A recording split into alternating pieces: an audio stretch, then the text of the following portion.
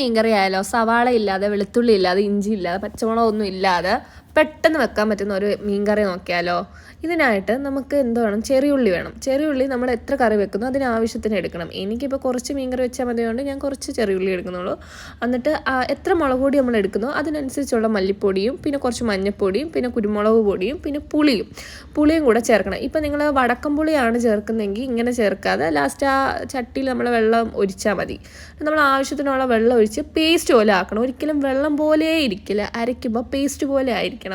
ഞാൻ ഇത് ഇങ്ങനെ പറയാൻ കാരണം എന്ന് പറഞ്ഞാൽ ഇത് എൻ്റെ അമ്മായിമ്മയുടെ വേർഷനായിരുന്നു. സോ ഞാൻ എത്ര ശ്രമിച്ചിട്ടും എനിക്ക് കറി സെറ്റാവുന്നില്ല. പിന്നെ മനസ്സിലായത് ലൈക്ക് അരയ്ക്കുമ്പോൾ അത് പേസ്റ്റ് പോലെ ഇരിക്കണം. പിന്നെ നമ്മൾ എത്ര വെള്ളം ചേർക്കും അത്രയും ചേർത്താലും കുഴപ്പമില്ല. അതിനുശേഷം നമ്മൾ ഈ ചട്ടിയിലൊക്കെ വെക്കുമ്പോഴാണ് ഈ കറിയുടെയൊക്കെ ഒരു സൂപ്പർ.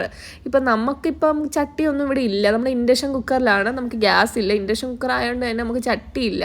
അപ്പം ചട്ടിയിൽ വെച്ച് തന്നെ പിന്നെ സൂപ്പർ ടേസ്റ്റാണ്. പക്ഷേ ചട്ടി ഇല്ലാത്തതുകൊണ്ട് നമ്മൾ ഇൻഡക്ഷൻ കുക്കർ എടുക്കുക.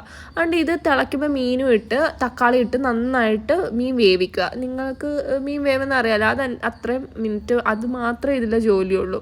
അത് കഴിഞ്ഞതിന് ശേഷം നമ്മൾ കുറച്ച് കായം ചേർക്കണം. അത് വെറും ഓപ്ഷണലാണ്. ഞാൻ കായം ചേർക്കും, പക്ഷേ എൻ്റെ മദറിലോ കായം ചേർക്കുന്നത്. പക്ഷേ മദറിലോയുടെ കറി അടിപൊളിയാണ്, പക്ഷേ ഞാൻ ഇച്ചിരി കായം ചേർക്കും. അതിനുശേഷം ഞാൻ ഇച്ചിരി എണ്ണ, പച്ച വെളിച്ചെണ്ണ ലാസ്റ്റ് തൂവിയിരിക്കണം. അതാണ് ഈ കറിയുടെ ടേസ്റ്റ്.